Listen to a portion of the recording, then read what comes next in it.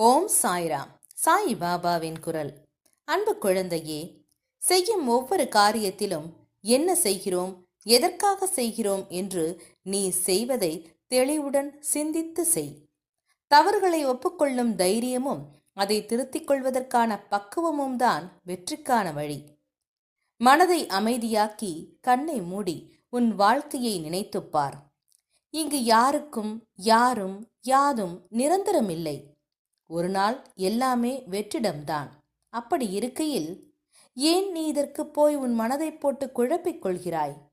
ஏன் எந்நேரமும் அது கிடைக்கவில்லையே, இது நடக்கவில்லையே என்று புலம்பிக் கொண்டிருக்கிறாய்? உனக்கு எது வேண்டுமோ, எந்த லட்சியத்தை அடைய நினைக்கிறாயோ அதை மனதில் கொண்டு செயல்படு.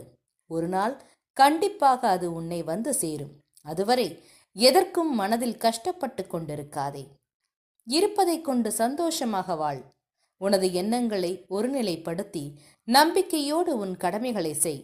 நிச்சயம் நீ எதிர்பார்த்த அளவுக்கு மேல் உன் விருப்பங்கள் நிறைவேறும். அந்த காலம் வெகு தூரத்தில் இல்லை.